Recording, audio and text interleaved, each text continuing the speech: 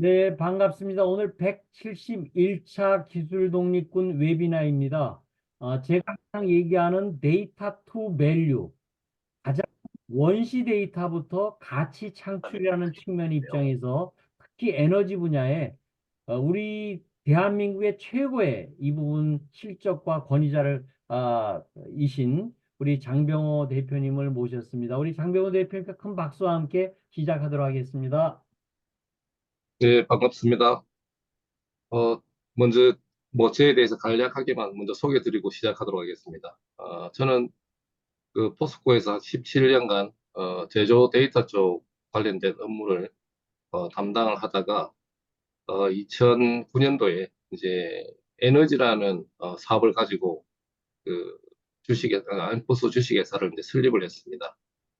지금 한그 15년 정도, 에너지 파트만, 전문적으로 이렇게 해서 지금 진행을 하고 있고요.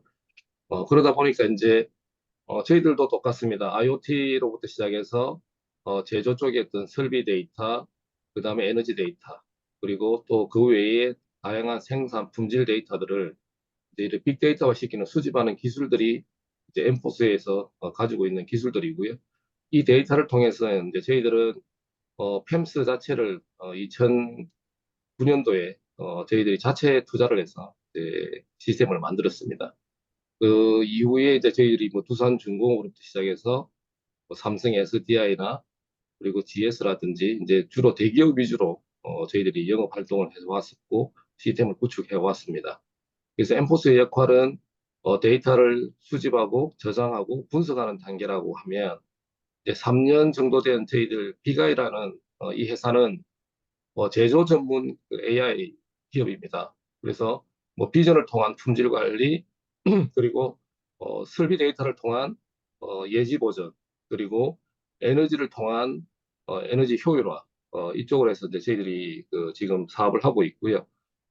비가이 같은 경우에는 이제 뭐 지역에서도 경남 테크노파크나 이런 지역에서도 저희들이 충분한 역할들을 지금 감당을 하고 있고요.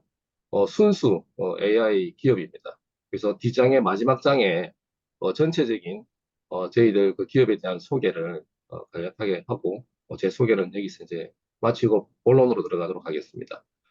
오늘 이제 발표드릴 그 주제는 크게는 이제 탄소 중립을 위한 이제 노력이라고 되어 있는데요. 사실상 이제 이게 탄소 중립을 어떻게 실천할 것이고 에너지 절감은 어떻게 할 것이며 온실가스 절감은 어떻게 할 것인가. 막연한 이제 이 논리적인 측면에서 바라봤을 때 대안이 있어야 되지 않나. 그 대안을 이제 어떻게 우리가 가져갈 것인가라는 내용을 가지고 간략하게 말씀을 드리도록 그렇게 하겠습니다. 전체적인 뭐 주제는 한 8가지로 해서 뭐 국가적인 에너지 현안부터 해서 AI 적용 사례까지 말씀을 드리고요. 이제 여기에 내용에 다 담지 못했던 그런 내용들은 뭐 저희들도 이제 기업을 하는 입장에서 많은 보완적인 측면이 있다 보니까 다 이렇게 자료를 노출은 시키지 못했습니다. 그래서 향후에 요 부분에 대한 좀 더 디테일한 내용들은 뭐 개별적으로 논의를 할 때에 뭐 제가 자료를 전달 드리도록 그렇게 하겠습니다.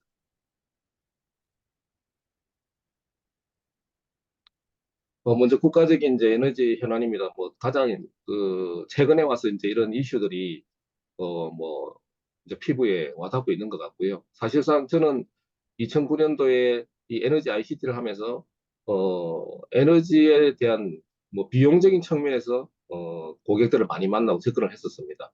뭐 그 당시만 해도 뭐 온실가스 감축이니 이런 내용들에 대해서는 전혀 잘 이해를 못 하셨고요. 그래서 최근 이제 2, 3년 내에 뭐 와서 이제 이런 크게 뭐 경제적인 측면이나 환경적인 측면이나 국가의 어떤 에너지 변화에 대한 이제 관심들을 가지기 시작했고요. 이제 어떻게 보면 이 안에 이제 모든 내용들이 어, 뭐 기업의 부담으로 지금 작용을 하고 있다는 저는 생각을 하고 있습니다. 그래서 경제적인 측면에서도 뭐 사실상 전기 요금이 인상이 되고 있고 LPG 가격도 상당히 많이 인상이 되었습니다. 이런 어떤 비용의 인상을 통해서 뭐 원가 압박을 받고, 자, 이런 부분들을 어떻게 에너지 절감해야 될 건가에 고민도 하나의 숙제로 남아 있고요. 그리고 환경적인 측면에서도 뭐 지금 우리가 직접적으로 많이 지금 피부에 와닿는 기후에 대한 변화, 그리고 이제 뭐 국내에 대한 여러 가지 이제 규제들, 뭐 기업들을 2000TOE 이상이 쓰는 배출하는 기업들에 대해서는 뭐 온실가스 목표 관리제라든지 또 15,000TOE 이상의 온실가스 배출권 거래제라든지 이런 어떤 규제를 통해서 기업들이 또 대응을 하고 있고 또 최근에 와서는 이제 유럽 쪽이나 이쪽의 수출 때문에 뭐 탄소 중립에 대한 부분들, 뭐 탄소 국경세, 그다음에 또 기업 자체의 어떤 뭐 브랜드 가치화를 위해서 이런 ESG 경쟁에 대한 부분들, 이런 다양한 어떤 이슈들을 아마 기업들이 가지고 있는 것 같고요.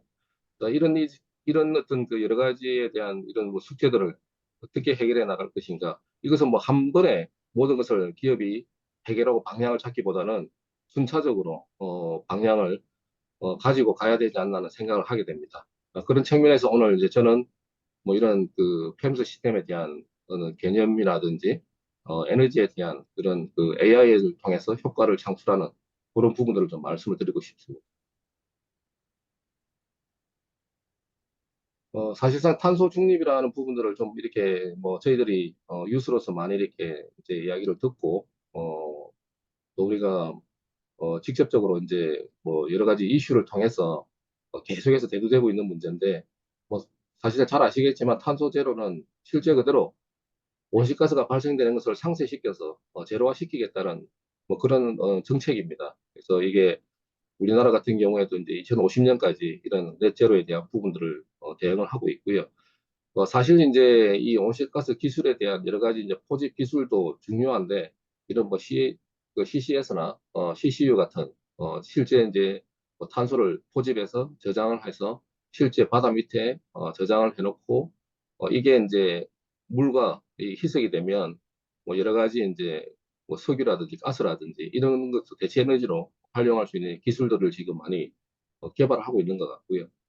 사실상 이제 이런 그 CCS 같은 경우에는 지금 우리나라의 가장 이제 큰 GS 칼텍스 같은 경우에 10호로라고 해서 같이 원팀을 만들어서 뭐 호주에 실제 이제 이런 어떤 최대 어, 탄소 포집 시설을 만들어 놨습니다. 그래서 이런 기술들이 지금 상당히 그 개발을 하고 있는 실정이고요. 그래서 이런 어떤 탄소 제로에 대한 기업들의 어떤 방향성도 큰 고민인 것 같고 그리고 이제 뭐 요즘 제조기업에 가면 가장 많이 이제 듣는 이야기가 이제 아리백입니다. 이런 재생에너지를 어떻게 할 것인가.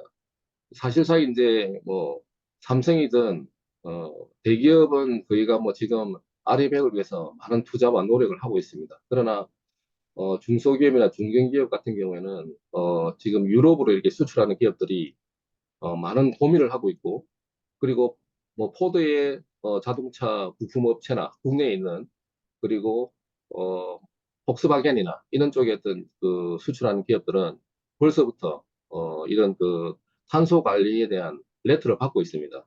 너희들이 제품 하나를 만드는데 떻게 에너지를 관리하고 있고 탄소 배출을 어떻게 하고 있고 하는 그런 어떤 그 기준들을 2005년도까지 방안을 제출해라고 해서 그런 부분들을 지금 이제 기업들이 대응을 해야 되는데 뭐 거기에 또 제가 어, 컨설팅 측면에서 미팅을 해서 도와드리고 있는데 이제 기업들이 뭐 중소기업까지 이제 이런 아리백에 대한 여러 가지 어떤 뭐 피부로 와닿고 이제 준비 대응을 하고 있는 것 같습니다. 그래서 많은 에너지 온실가스에 대한 공감대는 많이 이렇게 형성이 되고는 있는 것 같고요. 이제 거기에 대한 방향성이 이제 명확하게 대안이 필요하지 않나 생각을 가지게 됩니다.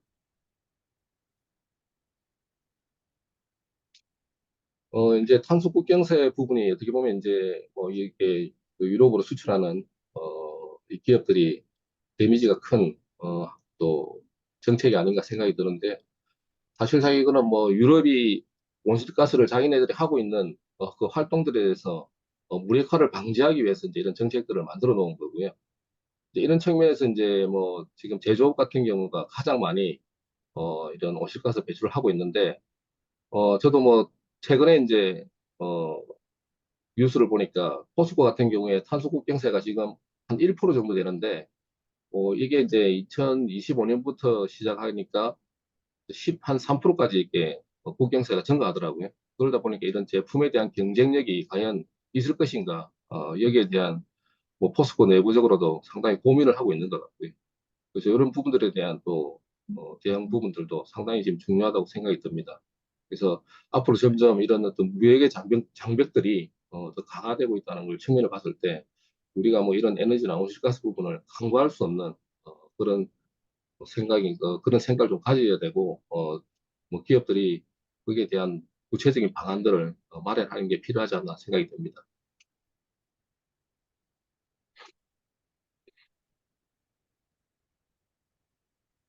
이제 뭐 범지구적으로 이제 기후변화에 이제 대처하기 위해서 이제 사실상 선진국 중심으로 이제 적극적인 이제 이게 탈탄소를 이렇게 지금 정책을 펴고 있는데, 뭐 크게는 EU나 미국이나 중국이나 사실상 이게 이제 탄소 국경세 전망치가 뭐 세계의 어떤 연합만 이렇게 봐도 한 1조 8천억에 대한 탄소세를 이렇게 물어야 되는 그런 뭐 현실인 것 같습니다.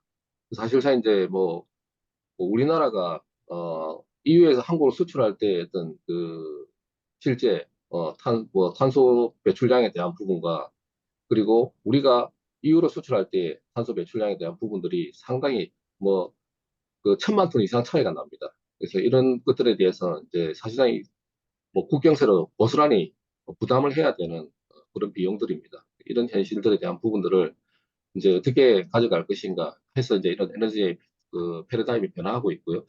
예전에는 이제 여러 가지 우드나 석탄이나 뭐 오일이나 이런 이제 연료를 많이 썼다면은 지금은 이제 대체 에너지로 해서 그린 에너지를 많이 지금 이제 뭐 상승세로 이어져 가고 있는데 뭐 태양광이라든지 이제 풍력이라든지 수소라든지 그래서 이런 대체 에너지를 통해서 뭐 온실가스를 감축해야 되는 그런 기술을 계속해서 개발을 하고 적용을 해야 되는 어, 변화의 단계에 있다고 생각이 듭니다.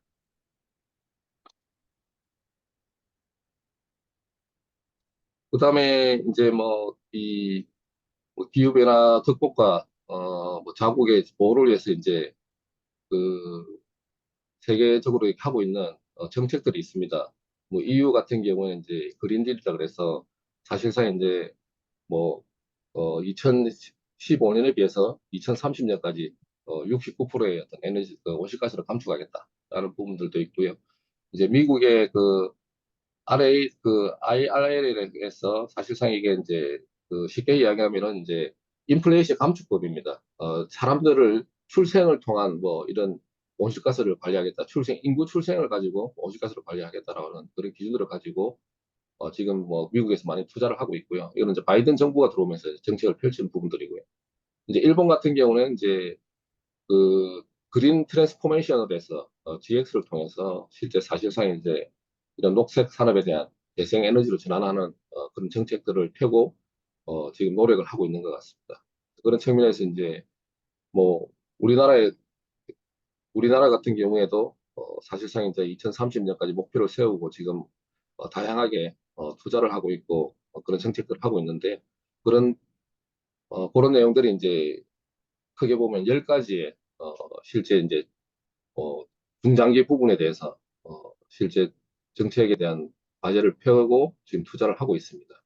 그래서 이 40% 이제 감축 목표를 지금 달성하려고 하고 있는데 네, 이런 측면에서 뭐 이런 전환이라는 내용들을 자체는 이게 하나의 이제 10개 부분입니다. 전환 같은 경우에는 ICT를 통해서 뭐 배출량을 줄이는 그 기술들, 그 다음에 또 뭐 산업적으로는 이제 여러 가지 어떤 뭐 기술에 대한 저감 기술 이런 거를 개발해서 이제 배출량을 줄이는 그런 부분들을 이제 이렇게 각각의 10가지 부분에서 지금 정책을 펴고는 있는 것 같습니다. 그래서 뭐 이런 재정적인 투자도 많이 하고 있고, 지금 올해도, R&D에 대한 비용은 뭐 최고 뭐 50% 이렇게 삭감이 되고 했던, 뭐 정부의 어떤 그런 정책들이 나왔는데, 에너지 쪽은 거의 뭐 전년도와 동일하게, 도리어 더 예산을 증가시켜서, 그런 정책 지원을 지금 많이 하고 있는 것 같습니다. 그래서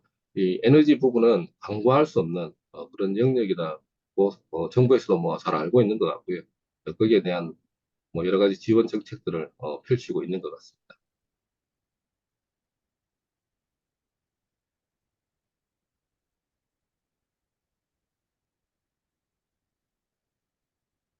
공장 이제 에너지 관리에 대한 정의를 이제 좀 말씀을 드리려고 하는데, 이제 앞에서 말씀드린 전 세계적인 어떤 여러 가지 그 이슈들, 오실가스에 대한 그런 관리에 대한 이슈들이나 에너지에 대한 정책들, 자, 이런 부분들을 어떻게 가져갈 것이냐라고 했을 때, 사실상 이제 지금 우리가 생각하는 이 팸스라는 어, 부분들이 에너지 모니터링이냐 아니면 정말 매니지먼트를 하는 거냐, 이런 것들이 상당히 중요한데, 저는 이제 지금 거의 국내에 이런 팸스들을 구축을 해놓은 걸 보면 한 60% 이상은 저는 모니터링 수준이 아닌가라 생각을 하게 됩니다. 그걸 가지고 이제 팸스라게 하기보다는 그냥 단순 에너지, 그냥 EMS죠. 에너지 뭐 모니터링 시스템 정도라고 저는 생각을 하고 있고요. 자, 이거를 팸스로 가져가기 위해서 사실상 뭐 아까 우리 차석근 그 대표님도 말씀해 주셨는데, 생산 데이터와 어떻게 연결을 할 것이며 설비 데이터와 어떻게 연결을 해서 실제적인 에너지와 접목을 시켜서 어떤 효과를 창출할 것이냐라는 측면을 바라봤을 때 팸스에 대한 정확한 해석과 이해가 필요하지 않나 생각을 하고요. 팸스는 사실상 이게 추측을 배제하고 이제 측정된 데이터를 가지고 활용하는 시스템입니다. 그래서 크게는 이제 측정한다는 것은 실제 현장의 IoT에 있는 센서들을 가지고 데이터를 수집을 하고 이런 어느 여러 가지의 어떤 에너지 흐름이라든지 이제 에너지에 대한 밸런스, 메인에서부터 시작해서 실제적으로 하이의 설비 단까지 어떤 이런 그 에너지에 대한 전체적인 밸런스를 분석하는 것들이고요. 그리고 또 시각화를 통해서 사실상 이제 뭐 EMP라는 것은 에너지 성과 관리인데 이제 이런 성과 관리를 어떻게 할 것인지 이제 트렌드 파악을 통해서 낭비를 발견하고 그거를 어떻게 이제 개선을 시작할 것이냐. 결론적으로 PDCA에 의해서 계속해서 활동을 해야 되는 부분입니다. 그리고 이런 데이터를 가지고 이제 어떻게 우리가 전달을 할 것이며, 그리고 또 제어를 할 것이며, 또 탑다운에서부터 시작해서 실제적인 에너지에 대한 의식 개혁을 이렇게 돕고자 하는 게 이제 팸스의 역할입니다. 이런 측면에서 이제 저는 어, 이 팸스를 구축할 때 가장 중요한 게 이제 최고 경영자의 의지가 어떤가. 그리고 그 조직원들이 실제적으로 이런 팸스를 통해서 에너지 데이터와 생산에 대한 데이터, 그리고 제조와 관련된 전반적인 관리를 체계적으로 조직화되어 있나를 저는 먼저 많이 살핍니다. 그래서 그런 조직이 되어 있을 때 이 팸스는 저는 성공을 할 수가 있기 때문에 그것을 중요시하고 있고요. 그런 측면에서 이제 팸스는 어떻게 보면 잘 사용하고 있는 것은 뭐 인식이 좋게 뭐 받아들여지지만 이제 이게 단순 모니터링이 끝났을 때는 도입에 대한 의미가 없어요. 퇴색이 돼버리기 때문에 아무래도 뭐 이게 뭐 다양한 의견을 들어보면 모니터링 수준에서 끝나다 보니까 불만과 불편이 많은 것 같습니다. 그래서 사실상 팸스의 이제 활용 목적은 저는 크게 이제 뭐 CCW2H라고 이렇게 이제 정리를 딱 하고 실제 팸스를 이제 구축을 하고 있는데, 사실 이제 이게 에너지는 뭐 우리가 이제 어디에서 누군가, 어떤 공장에서, 그리고 또 어떤 공정에서, 그리고 어떤 설비에서, 그리고 언제 썼는지, 왜 썼는지, 그리고 무엇을 위해서 실제적으로 했는지에 대한 것들, 그리고 얼마만큼 썼고, 또 어떻게 썼고 하는 것들을 다양하게 분석해 볼 수 있는 게 이제 팸스의 역할이라고 생각합니다. 이 기준을 놓고 이제 팸스의 시스템에 대해서 적용 방안을 수립하는 것이 옳다는 생각을 가지고 있습니다. 이 부분은 이제 뭐 저희들이 팸스의 하나의 예로 실제 데이터에 대한 수집 아키텍처 부분을 좀 설명을 드리고 싶은데, 이제 현장에는 뭐 다양한 에너지를 데이터를 수집할 수 있는 스카다도 있고 뭐 PLC도 있고 DCS도 있습니다. 그리고 또 그렇지 못한 곳은 이런 디지털 센서, 그 전력 파워 센서라든지 가스, 그다음에 그 스팀이라든지 에어라든지 이런 데이터들을 이제 수집을 하고요. 이 수집된 것을 실제 이제 데이터 엣지를 통해서 데이터를 수집을 하고 1차 수집된 로 데이터를 이제 2차원적인 시계열 데이터로 만들어서 DB에 전송을 하게 됩니다. 전송을 하게 되면 실제적으로 여기서 이제 시각화시키는 팸스의 역할들을 하게 되는데, 여기에 이제 그림에 다 넣지 못한 부분들이 있습니다. 그게 뭐냐면은 MS라든지 ERP가 있습니다. 그런 MS와 ERP의 생산 데이터와 에너지 데이터, 그리고 생산에 투입되는 에너지 양을 알 수 있는 원단위의 관리에 대한 부분들, 이러한 부분들을 실제 팸스에서 다 관리가 되게끔 만들어져 있어야 되고요. 여기 이제 이 그림은 에너지 데이터를 수집하기 위한 아키텍처로 이해를 해주시면 좋을 것 같고요. 이 데이터 통해서 실시간 화면을 통해서 이제 에너지의 전체적인 트렌드라든지 피크에 대한 관리라든지 뭐 부하에 대한 관리 그리고 에너지 수요 예측에 대한 관리 그리고 온실가스에 대한 실제적인 목표 대비 실적에 대한 관리 이런 부분들을 이제 다 할 수가 있습니다. 그래서 이런 어떤 현장에서의 어떤 그 센서를 어떤 센서를 쓸 것이냐, 정밀도로 어떤 정밀도를 가진 센서를 쓸 것이냐가 중요하고 이 데이터를 실제적으로 데이터에 대한 정합성, 요 데이터가 정확하게 올라와서 로스가 없이 관리가 되어야만이 또 해석을 정확하게 할 수 있기 때문에 그러한 부분들을 이 전체적인 인프라를 구축하는 기술이 상당히 중요합니다. 이제 여기에 모아진 에너지 데이터는 이제 뒤에서 말씀드린 드릴 이제 AI 쪽으로 연계가 되어서 어, 여러 가지의 절감에 대한 효과 도출을 할 수 있는 기반이 됩니다.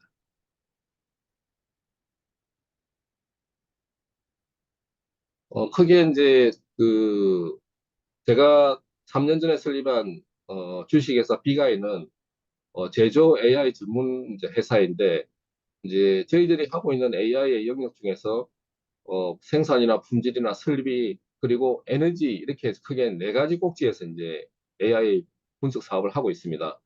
거기에 이제 저희들이 에너지 쪽은 크게 일곱 가지의 알고리즘을 개발을 해서 고객사에 제공을 하고 있습니다. 그래서 저희들이 자체 그 AI 플랫폼을 만들었습니다. 그래서 AI 팸스라고 해서 저희들이 플랫폼을 만들어서 현장에 어, 그 에너지에 대한 모든 데이터들을 저희들이 가져오게 되면 이런 다양한 이제 분석을 하게 되는데 수요 전력에 대한 예측 알고리즘이 있고요. 이 데이터는 저희들이 전력 데이터를 이제 15분 단위에 대한 전력 데이터를 수집을 해서 실제적으로 저희들이 가지고 있는 그 알고리즘을 적용해서 소비 패턴이라든지 여러 가지 이제 사용에 대한 부하에 대한 예측들을 하게 됩니다. 그래서 요 데이터를 통해서 실제 이제 공정에 대한 스케줄 관리를 통해서 수요에 대한 부하를 줄여주는 그런 그 대안을 이제 제시를 하고 있고요. 뭐 여기서 상세한 다 기술까지는 저희들이 이제 말씀을 못 드리고 대략적으로 이런 알고리즘이 있다는 걸 좀 이해를 해주시면 좋겠습니다. 그리고 또 피크 전력에 대한 예측 알고리즘이 있습니다. 그리고 또 저희들이 앞전 7일간의 데이터를 가지고 해석을 해서 그 이번 한 주에 피크에 대한 그 예측을 하게 됩니다. 예측을 해서 사실상 이제 피크 계약 전력이 있으면 그 계약 전력의 80, 한 5%가 왔을 때 1차 경고를 알려줍니다. 그리고 또 이게 90%가 오게 되면 2차 경고를 알려주는데 이제 그것은 저희들이 이제 가지고 있는 문자 메시지라든지 그 다음에 일부 현장에서는 경광등을 이렇게 알려줬으면 좋겠다 해서 또 경광등을 해서 뭐 통보를 해준다든지 메일로 통보를 해준다든지 그리고 또 저희들이 이제 앱을 통해서 앱에 그 시그널을 달려서 바로 문자와 비슷한 형태의 알람 신호를 이렇게 볼 수 있게끔 해서 작업자가 빠르게 대처할 수 있게끔 그렇게 하고 있습니다. 그리고 이제 이런 온도 예측의 알고리즘은 사실상 이제 냉난방에 대한 부분들입니다. 그래서 어, 뭐 쉽게 이제 용어적으로 이야기하면 H백이라고 하는데 이런 냉난방을 통해서 실제적으로 어, 뭐 하절기라든지 동절기에 냉난방의 최적의 온도 값을 가지고 제어를 해서 전력 비용을 절감시키는 그런 형태를 지금 하고 있고요. 이런 온도 예측 알고리즘 같은 경우에는 저희들이 반도체 회사에 보면 이제 거의 작업, 작업을 위해서 쓰고 있는 냉난방 장비들이 상당히 많습니다. 시설들이. 그런 쪽에 이제 비용들이 상당히 이제 뭐 전력 요금으로 많이 상승이 되고 있는데, 저희들이 이런 그 온도 예측 알고리즘을 통해서 뭐, 그 비용으로 따지면 이제 적용인 기업이 저희들이 중소기업, 항공 방산 쪽인데, 연간 3,600만 원 정도의 절감 효과를 도출했습니다. 그래서 직접 고객사의 임원으로부터 직접 제가 전화를 받고 고맙다는 인사를 또 제가 받게 되었고 그래서 이쪽 부분은 상당히 그 온도 예측에 대한 알고리즘 적용은 상당히 큰 효과를 거두고 있고요. 요 수요 예측부터 해서 피크 전력 예측 알고리즘은 저희들이 어, 그 재작년에 2022년도에 창원에 있는 10개 기업에 대해서 분석을 해드렸습니다. 그래서 평균적으로 5% 정도 이상의 절감 효과를 도출을 했습니다. 그래서 성공 사례로 해서 말씀을 드리고 있고요.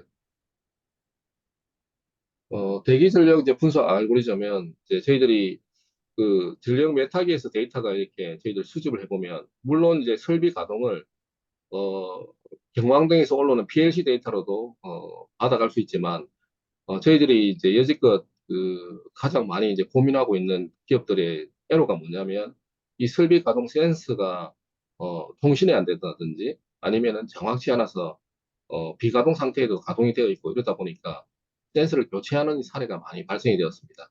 그래서 뭐 한 예로 들면 경기도 시흥에 있는 대덕전자라는 회사가 아예 그 삼성전자 1차 밴드입니다.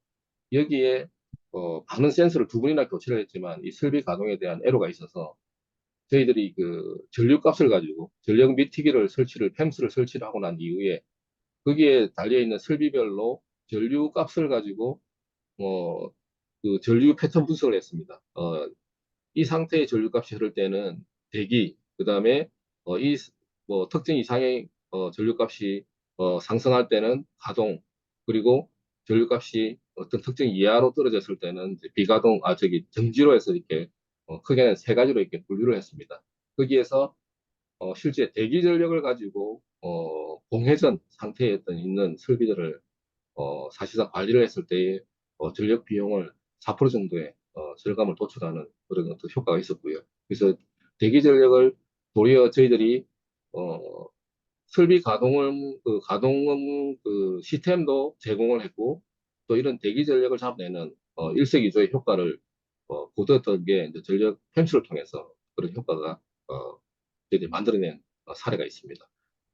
그리고 이제 가장 이제 뭐 중요한 것은 이제 전력 품질입니다. 뭐 한전에서 우리가 100을 받았지만 사실상 공장 내에서는 80%, 70%밖에 이게 소화를 못하고 100의 요금을 내고 있다 그러면 그것 또한 전력의 어떤 손실의 문제고 또 전기 요금에 보면 어, 이 역률이 좋지 않으면 역률 비용을 또 이렇게 지불을 하게 됩니다. 거기에 대한 또 에너지 비용이 상승을 하게 되는 또 케이스가 있는데 이런 어떤 전력 품질 관리를 또 잘함으로써 어떤 설비가 역류를 제어하는지 또 어떤 설비가 이런 그 우리가 역류를 관리해야 되는 우선순위인지 이것을 이제 AI로 분석을 해서 사실상 이제 특정으로 관리해야 되는 설비들을 관리함으로써 역류를 향상시키는 그런 어떤 그 사례를 만들었고요. 그리고 이제 뭐 가장 많이 하고 있는 이런 그 CNC라든지 MCT라든지 이런 이제 설비들의 데이터들을 받아서 분석을 해서 그 상태에 대한 예측 알고리즘을 만들므로써 보장 내지 측면의 어떤 시스템들을 적용을 해서 사전에 이제 설비 예측을 할 수 있도록 하는 그런 서비스를 제공을 하겠습니다.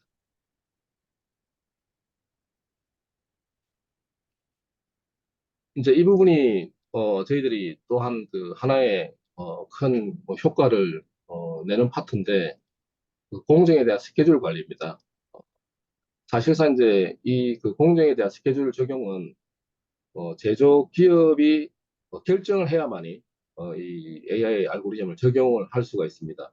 결론적으로 무슨 말씀이냐면 어떤 특정 라인의 제품을 생산하는데 에너지 비용이 100원이 든다면 자, 이것을 스케줄을 조정을 해서 어, 전력 요금이 가장 싼 야간 시간대에 설비를 돌림으로써 전력 요금도 아끼고 제품을 만들어내는 그런 어떤 그 프로그램입니다. 그래서 쉽게 말씀을 드리면 이제 어느 시간대에 생산하는 게 가장 전력 비용이 적게 들었냐라는 것을 분석해주는 이제 알고리즘인데 이 알고리즘에 이제 실제 생산에 대한 어떤 데이터 그리고 에너지 소비에 대한 데이터 이런 데이터들을 저희들 프로그램에 이렇게 딱 입력을 하게 되면 이제 알고리즘을 돌려보면 이 기업은 이런 시간대에 생산을 하는 것이 가장 좋습니다. 그러나 이 시간대에 생산을 할 수 있기 위한 최적의 조건의 결정은 이제 고객사가 우리가 이렇게 생산 계획을 변경을 해도 문제가 없겠다는 판단을 내려서 이제 적용을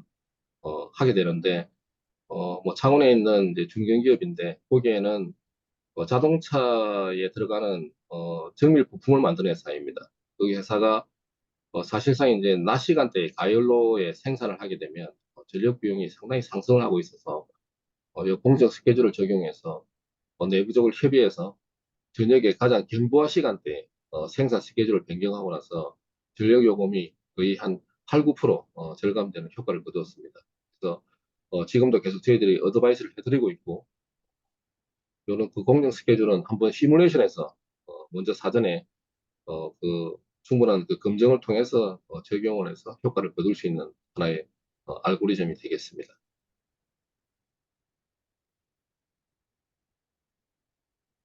한 사이트만 저희들이 뭐 AI 적용 사례를 이제 말씀을 드리면, 요 사이트는 이제 자동차 쪽 관련 업체입니다. 사실상 뭐 데이터가, 뭐 이게 몇천만 개의 어떤 데이터는 쌓이고 있지만, 이렇게 활용하는 것이 부족했고, 그리고 또한 뭐 에너지 분석을 하는데도 상당한 어떤 시간이 걸리고, 그리고 또, 자기네들이 제대로 이렇게, 데이터를 활용하려고, 또, 뭐 이런 컨설팅 업체를 통해서 이렇게 한번 또 이렇게 알아보니까 비용도 상당히 많이 들고 해서 이걸 어떻게 해야 될 건가를 고민을 하던 차에 저희들이 그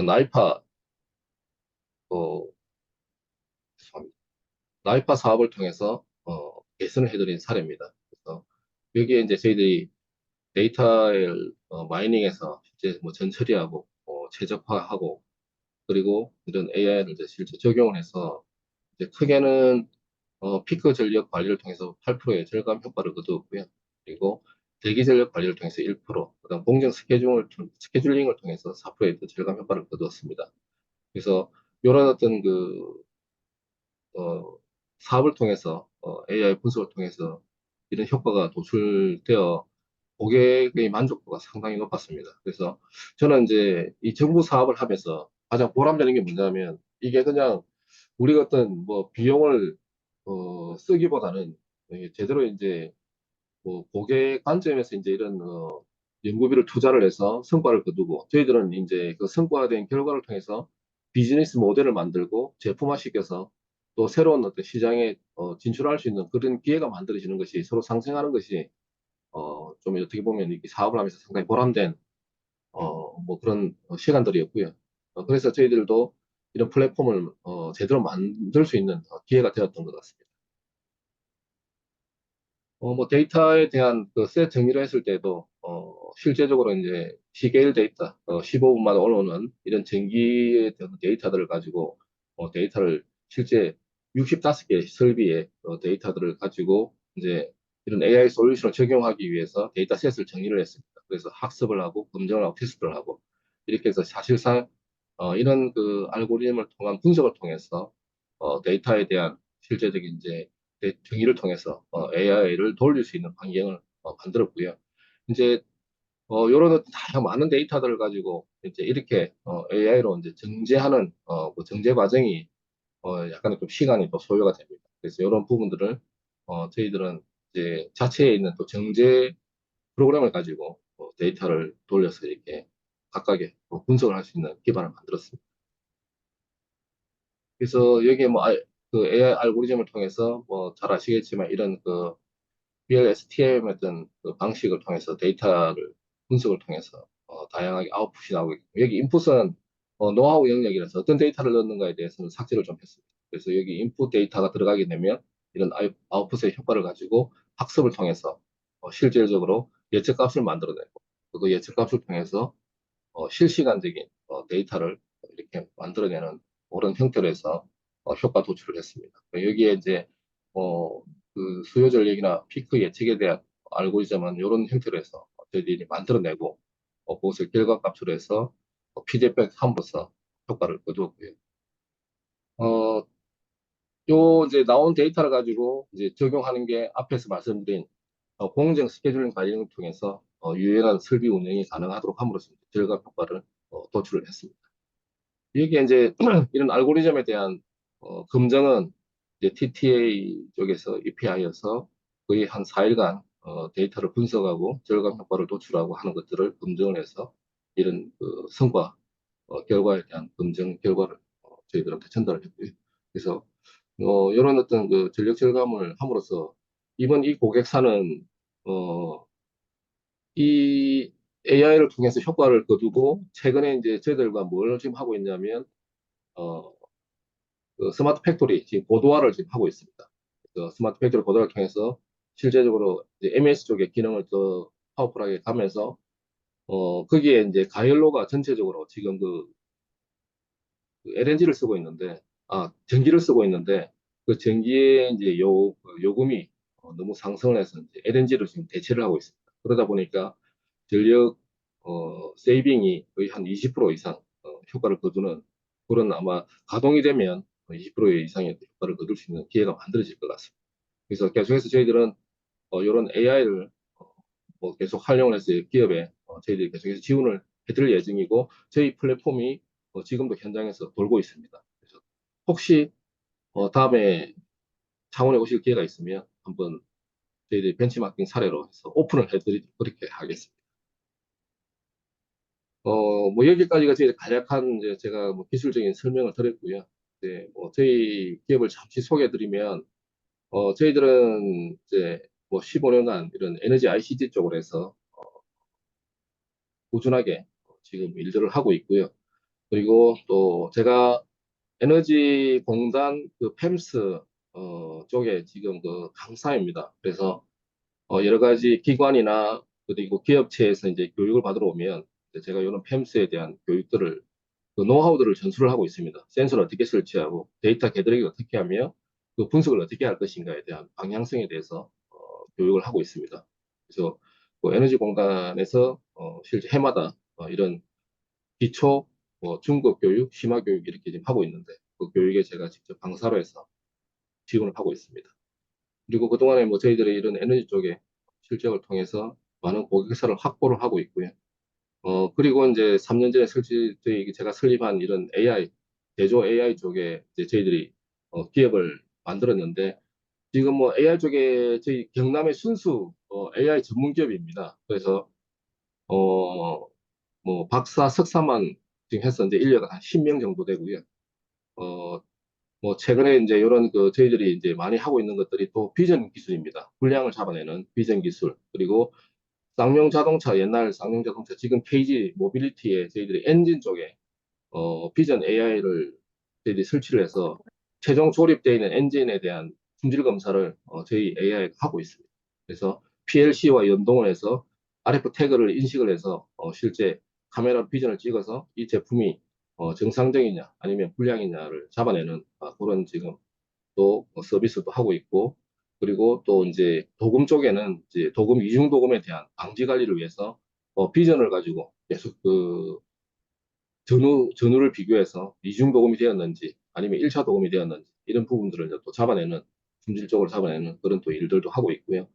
뭐 최근에는 거창에 이제 스마트 승강기라 그래서 승강기 내에 카메라를 가지고 그 승강기 안에서 그 탑승자가 이상 행동에 대한 부분들, 폭력이냐, 아니면은 건강에 문제가 있느냐, 이런 이미지 캡처를 통해서, 사실상 이제 AI로 통해서 그 관리실에다가 위험 신호를 알려주는 그 서비스도 작년에 했었습니다. 그래서 저희들은 뭐 이런 그 뭐 서울에도 많은 AI 기업이 있지만 저희들은 정통 이제 제조 AI 쪽으로 해서 지금 이제 뭐 열심히 일을 하고 있고요. 또 최근에는 챗 GPT 그러니까 이제 LLM 쪽으로 제조 LLM을 지금 저희들이 한번 해보려고 합니다. 그게 뭐냐면 현장에는 많은 사람들의 머릿속에 기술에 대한 그 노하우들이 담겨 있습니다. 이것을 저희들은 데이터화 시켜서 어, 챗 GPT처럼 제조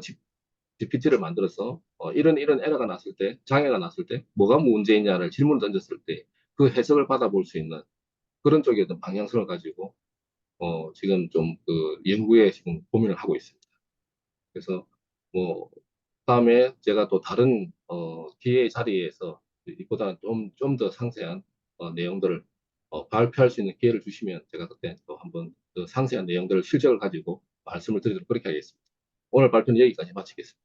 예, 감사합니다. 감사합니다. 이 강의를 많이 해보셔가지고서 정확하게 40분을 딱 이렇게 지켜주셨어요. 저기 우선은 채팅으로 질문 올려주신 분들한테 제가 먼저 얘기를 질문 Q&A를 할 수 있도록 하고요. 안 그러시면 나중에 손을 들어주시면 제가 되겠습니다. 우선 제가 몇 개 좀 질문을 드릴게요. 네네. FEMS의 F는 facility입니까? 아니면은 팩토리입니까? 네, 팩토리입니다. 팩토리예요. facility 네네. 개념까지는 확장할 수 있는 부분까지도 아니신가요? 그 확장을 하려고 계획을 잡고 있던데 네. 우리가 단순하게 어떤 용어적으로 이렇게 저는 장난을 치면 안 된다고 생각을 하고 있다 아, 보니까 그렇습니까? 저는 예, 이제 저희 수준이 레벨업 됐을 때 예, 그거를 저는 이제 다시 이 한번 부분을 고민하고 있습니다. 앞으로 퍼실리티까지 갈 수 있으면 좋겠다라는 생각을 제가 지금 하고 있고요. 우리 네네. 20세기의 가장 경영 철학자인 피터 드러커가 그런 얘기를 했어요. 특정 없이는 개선할 수 없다. 근데 그 부분에 네네. 아주 성공 사례를 에너지 분야에서 내주셔서 저는 네네. AI의 결국은 목적이 뭐냐면은 가치를 창출하는 건데 그 가장 밑단의 알파부터 오메가까지를 에너지 분야를 하신 그런 측면 입장에서 저는 에너지 인텔리전스 기업이다. 이렇게 저는 표현을 하고 싶습니다. 자, 우선 고맙습니다. 어, 그 VPP하고는 조금 어떤 연관관계가 있는가요? 이제 VPP 쪽은 이제 그 실제 재생 에너지를 통해서 우리가 REC를 살 거냐 말 거냐에 대한 고민이거든요. 예. 그래서 그 측면에서 이제 어, 지금 요 분야보다 좀 넓게 좀 봐주셔야 되는 아, 부분이고요. 그렇죠. 네네. 네네. 그래서 그 부분도 그래서 나중에 이제 연결할 수 있는 부분을 제가 할 수 있을 것 같아요. 자, 질문 한번 우리 채팅 들어오신 분이, 장승철 대표님이 유익한 강의 잘 경청했습니다. 전부들 아마 이게 이 부분에 있을 거예요. 자, 질문 있으신 분 손 한번 들어주세요. 자, 그러면은 제가 지금 앞으로 해야 될 부분이 아까도 말씀드렸지만 아프리카 부분이라든가 이런 부분에 같이 할 수 있는 부분 제가 좀 연결을 하고 네네. 싶고 그다음에 발전원에 대한 부분에 기동 에너지하고 증폭 에너지에 대한 부분이 지금 굉장히 제가 진행이 많이 됐어요. 우리 지금 네네. 블레방 소사이어티 우리 영국의 루나 소사이어티를 벤치마킹한 블레방 소사이어티에서 그 기동 에너지와 증폭 에너지에 대한 부분이 지금 TRL 9단계를 넘어서 지금 혁신 단계에 지금 융합을 시키고 있기 때문에 그 부분을 나중에 접목을 시키면 기존에 있는 고객들한테 기존에 있는 우리 엠포스라든가 비가이의 거래 그 사업 아이템 외에도 하나의 좀 더 좋은 아이템을 추가할 수 있지 않을까 이런 생각이 듭니다. 그런 부분은 제가 나중에 기여를 해드릴 수 있을 것 같아요. 네. 그다음에 양영진 대표님이 생산량을 늘리고 생산 품질을 높이기 위해 에너지를 쓰는데 에너지 절감과 생산량과 품질의 관계는 어떻게 될까요? 이렇게 질문하셨어요. 이제 그 일반적인 논리에서는 뭐 생산을 많이 해야 되니까 에너지 소비가 많은 게 맞고요. 이제 저는 에너지를 생산을 많이 하기 위해서 에너지를 많이 쓴다는 그 어떤 뭐 객관적인 논리보다는 생산을 많이 하기 위해서 에너지를 쓰는데 에너지 소비를 제대로 하자는 거죠. 그래서 당연히 생산량이 올라가게 되면 에너지가 올라가게 됩니다. 사용량이. 예, 거기 측면에서 이제 저는 바라봤을 때 예전에는 생산 한 개를 만들 때의 에너지 원가가 뭐 1.5원이 1.5원이 책정이 되었다면 그동안에는 생산을 많이 하니까 에너지에 대한 소비 비용에 대해서 크게 생각을 안 했었습니다. 근데 최근에 이제 에너지 비용이 상승을 하다 보니까 우리가 똑같은 제품을 만들어내면서 많은 것을 만들어내면서 이왕이면 에너지 소비의 어떤 단가가 뭐 1원으로 해서 생산을 한다 그러면 그게 더 경쟁력이 있지 않겠냐. 그래서 생산을 하는데 10개의 생산의 설비가 있다 그러면 그 설비의 각각의 설비가 가지고 있는 특성을 이해를 하고 거기에서 똑같은 설비에 똑같은 제품이 만들어지는데 특정 설비는 에너지 소비가 크고 그리고 어떤 설비는 에너지 소비가 적다고 한다면 이제 거기에 대해서 어떻게 가져갈 거냐 이런 것들을 찾아내는 게 팸스의 역할이다 저는 생각을 하고 있습니다. 예, 저는 그런 측면의 입장에서 QCD 입장에서요. 네네. 그 베터, 치퍼, 패스터 할 수 있는 툴로서 저는 이 엠포스의 핵심 역량을 제가 지금 잘 확신을 하고 있습니다. 자, 그다음에 우리 김도환 대표님이 예, 어, 김도환 대표님이 그래서 역률 개선을 위해서 사용한 하드웨어는 어떤 장치가 있나요? 그 외에 소프트웨어 제어로 압니다만 규모에 다르기 시작해서 전체 시스템에서 소요구체 ROI에 대해서 다른 EMS 기업 차별성에 대해서 또 대상은 중견 겸 중소 타겟 수요 기업 업종은요 어떻습니까? 애관공 에너지 효율 기업 등록 여부, 에스코 등록 여부, 절감률은 전력량이냐 전기료 절감률입니까? 이렇게 다양한 질문을 해주셨네요. 제가 그걸 좀 메일을 주시면 제가 좀 정리를 해서 드릴 거고요. 어, 뭐 단편적으로 말씀을 드리면 이제 제 기억나는 것은 저희들은 한국에너지공단의 이 에너지 쪽에 가장 이렇게 잘하는 기업으로 일단은 뭐 정평이 나 있습니다. 그래서 에너지공단 사업은 저희들이 많이 하고 있고요. 그리고 이제 역률에 대한 개선 부분들은 저희들이 어떻게 하냐면은 역률에 문제가 되는 설비들을 전체적으로 쭉 그 데이터의 셋을 정리를 합니다.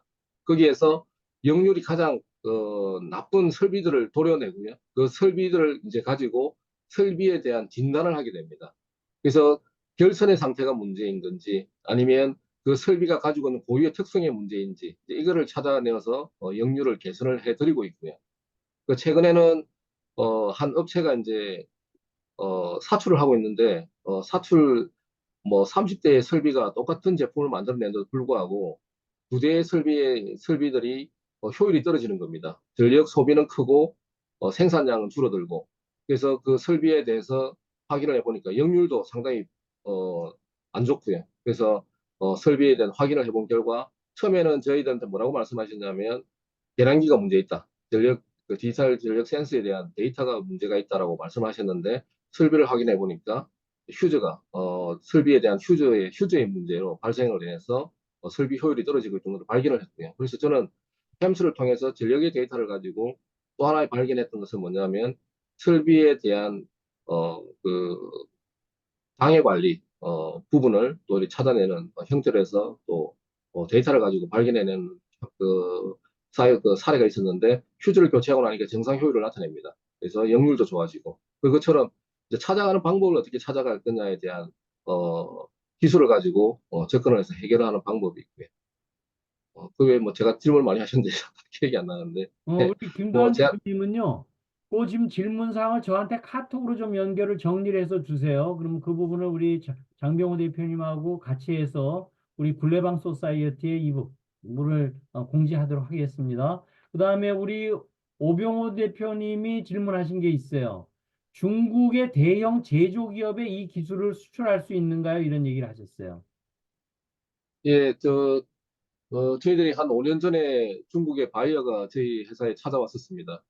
그 회사는 석유를 시추하는 이제 회사인데 그 사업 한 영역에 이 에너지 파트가 있는데 저희 솔루션을 이제 공급을 할 수 있냐라고 해서 이제 뭐 저희들이 좀 이렇게 접촉을 해서 많이 미팅을 나눴는데 충분히 그 대형 사이트 쪽으로 제공은 가능합니다. 저희들은 저희 제품이 대기업부터 해서 중소기업까지 일원화되어 있다 보니까 맞춤형으로 해서 이렇게 제공이 되고 있습니다. 그래서 뭐 중국 쪽에 수출해서 하는 부분은 전혀 문제가 없고요. 다만 이제 제가 그때도 이렇게 해보니까 중국 현지의 어떤 그 한국의 전문가의 바이어가 없으면 이 바로 이게 중국 업체와 접촉해서 일을 하기에는 좀 한계가 있다는 생각을 좀 했습니다. 한국하고 중국에서의 경쟁사 현황, 글로벌 경쟁사 현황은 어떻습니까? 어, 지금 이제 글로벌 기업들 중에서 이제 이 팸 에너지 쪽을 전문으로 하는 데가 이제 슈나이드입니다. 슈나이드가 이제 전력 계측기도 만들고 이제 팸스도 이렇게 만들고 있고 주로 또 슈나이드의 장점은 이런 그 전력에 대한 그 예측이라든지 분석을 레포팅을 잘하는 기술이 이제 또 슈나이드의 또 하나의 기술의 장점입니다. 저희들은 뭐 중소기업인데 그런 뭐 대기업과 글로벌 기업과의 어떤 경쟁을 한다는 것은 좀 문제가 있는 것 같고요. 국내에서는 충분히 저희들이 경쟁을 할 수 있다고 저는 자부하고 있고요. 이제 슈나이드와 저희들이 이제 한 사이트는 여수 석유 산단에 이제 팸스 제안 설명에 입찰을 했었는데 거기에 뭐 기술적인 측면, 첫째는 기술적인 측면에서 뭐냐, 팸스의 커스터마이징 이용이 하냐, 거기에서 저희들이 높은 점수를 받았었고요. 고객의 요구를 바로 반영이 가능하냐. 그리고 이제 가격적인 측면, 이렇게 해서, 슈라이드를 저희들이 따돌리고 저희들이 수주를 했었습니다. 그래서 이제 슈라이드의 단점은, 이 팸스 소프트웨어 자체는 슈나이드가 제공하는 그 제품에 대해서 커스터마이징이 안 됩니다. 자기네들 제공하는 그대로 써야 되는 그런 부분들이 있고요. 그리고 소프트웨어적인 가격의 측면에서의 경쟁력은 저희들이 월등하지 않나 생각이 들고, 저희들 팸스에 대한 솔루션을 보시게 되면, 이게 일상적인 팸스의 소프트웨어가 아니구나라는 걸 아마 느끼게 되실 겁니다. 그래서 저희들이 뭐 다른 기업과 차별화한 것은 여러 가지 그 팸스 안에다가 AI 알고리즘들을 많이 이렇게 숨겨놨습니다. 그렇게 해서 사용자들이 좀 편하게 이렇게 직관적으로 바로 분석을 하고 볼 수 있도록 하는 그런 기능들이 많이 제공이 되어 있습니다. 그러니까 뭐 그러면 우리 엠포스 비가이는 지금 글로벌 유니콘 조금 내후년쯤에 가질 수 있겠네요. 자, 다음 또 질문이 있습니다. 자동차의 급발진 관련 사항에 대한 회사의 역량에서 근본 원인을 찾아낼 수 있는 방법이 가능한가요? 이렇게 질문하셨어요. 어, 이제 모든 AI는 사실상 이제 데이터를 기준으로 합니다. 그러면 유즈 케이스가 얼마나 있느냐를 가지고 데이터 기반으로 해서 분석이 되기 때문에 그 부분은 뭐 저희들이 할 수 있다 없다를 보다는 어떤 데이터를 가지고 있고 또 어떤 유저 케이스가 다양하게 있는가를 놓고 충분히 저희들은 알고리즘은 적용을 할 수 있는 방법이 있다고 생각을 합니다. 예. 자, 우리 양영진 대표님 다시 질문하셨네요. 과거에 축적된 데이터를 기계학습하는 AI 모델의 한계가 많은데, 이러한 한계를 극복하기 위한 방법으로 디지털 트윈 기반 가상 실험을 융합하여 상호 보완적으로 활용하고 있는데 같이 해보실 수 있을까? 협업 제안이 왔어요. 디지털 예, 네. 트윈 부분에 우리 이제 전문가이신 양영진 대표님이 이런 협업 제안을 하셨는데, 어떻게 생각을 하세요? 저는 예전에도 그 양현희 대표님이 시설에 올리는 내용들을 보면서 협업을 할 수 있으면 좋겠다는 생각을 가지고 있었고요. 예, 그 부분은 충분히 저희들이 협업할 수 있는 문을 열어놓고 있습니다. 예, 그럼 협업하실 수 있도록 우리 장병호 대표님 서울 오실 적에 우리 블레방 소사이어티에서 한번 같이 만나면 좋겠어요. 양영진 대표님도 저기 우리 블레방 소사이어티에 가입을 하시면 돼요. 월 10,000원인데 그것도 아까우면 못 하는 거고. 자, 또 질문 있으시면 해주시면 좋을 것 같아요. 저 차석근입니다. 서석근 제가 좀, 대표님 네, 손 드셨어요. 네. 제가 질문 좀 하고 싶은데, 제가 전에 설명을 들어서 그런지 잘 기억이 안 나는데, 지금 이게 크라우드 형태로 그 서비스 형태로도 제공이 되는 겁니까? 예, 네, 됩니다. 그러면 예를 저희들이 들어서 월 정료, 이게 서브스크립션 형태로 하는 건가요? 예, 예, 예. 그럼 월 얼마 내고 이제 하는 그런, 초기 이제 저희들이 이제 접촉할 때 이제 그 계측 인프라적인 측면을 진단했을 때 데이터가 이렇게 자동으로 인터페이스 할 수 있는 어, 뭐 디지털 신호가 이렇게 제공이 되는 과정이라 그러면 저희들이 뭐 초기 비용이 뭐 한 2천만 원 정도의 인프라를 구축하는 그 비용을 받고 나머지 전체적인 비용 중에서는 저희들이 뭐 60개월 이렇게 해서 비용을 받고 그렇게 합니다. 그러니까 이제 다시 말씀드려서 그 엣지 시스템에 들어가는 센서 플러스 그 설치하는 방법, 그런 네네. 것들에 대한 하드웨어 비용은 그 이니셜로 내고 네네. 그런 얘기죠. 네네, 예, 맞습니다. 예, 예. 그런데 이제 굉장히 그 컨선 사항 중에 하나가 보통 우리 DPP 아까 잠깐 말씀드린 DPP 같은 건 이제 그 우리가 데이터 스페이스라던가 그래가지고 이제 확대하려고 지금 여러 가지 그 저도 기획을 하고 있고 그런데 지금 아까 얘기한 대로 그 2천만 원, 1천만 원 비용이 굉장히 부담이 된다고 그러더라고요. 음, 뭐 하셔서 뭐 잘 아실 거예요. 뭐 제가 얘기 안 해도. 근데 네네. 그런 부분들을 아까 전력 센서, 뭐 전류 센서 뭐 이렇게 말씀하셨는데 저는 그걸 이제 코츠라고 그러는데 커머셜 오프 더 쉘프라고 그래서 사용 기술이 있잖아요. 네네. 예, 상용 기술을 활용해 가지고 하는 그런 쪽으로도 좀 그 같이 고민들을 좀 했으면 하는 생각이 듭니다. 왜냐하면 그 DPP 하려고 그 서비스 하려고 그러다 보니까 그 1,000만 원을 댈 수가 없대요. 그 기계마다 다 달아야 되는데, 그죠? 네네. 예, 네네. 그거를 해결을 해야 된다라고 보고 있고요. 좀 힌트, 뭐 나중에 기회가 되면 얘기해 좀 적정 기술이라는 게 있어요. 적정 기술. 네네. 그 적정 기술을 한번 고민을 좀 해보시면 괜찮을까라는 생각이 들어서 제가 말씀을 드렸고요. 그 네네. 중에 하나가 이제 아까 CNN 가지고 이렇게 하셨는데 그 네네. 퍼포먼스가 괜찮습니까? 어떻습니까? 예, 예. 뭐, 실시간이라는 관점에서. 뭐, 그렇게 저희들은 뭐, 부하를 받는다는 생각을 안 했었고요. 네. 뭐 해보니까, 뭐, 저희들이 뭐, 적절하게 나와서, 이 방법을 선택을 해서, 썼었고요. 아, 그러세요? 예, 예, 그건 뭐 예. 나중에 그 제가 그 CNN하고 그 우리 그 스몰 데이터 그 다이나믹하게 이렇게 한 거하고 이렇게 네, 비교한 논문이 좀 있어서 그건 네, 나중에 네, 기회 네. 되면 다시 한번 공유를 해서 예, 네, 네. 그 한번 같이 그 협력할 수 있으면 협력을 했으면 좋겠다는 생각이 네, 들고요. 네. 아까 얘기한 대로 DPP 거는 앞으로 굉장히 중요하거든요. 예, DPP를 맞습니다. 예. 해야 되는데 많은 회사들이 지금 하고 있어요.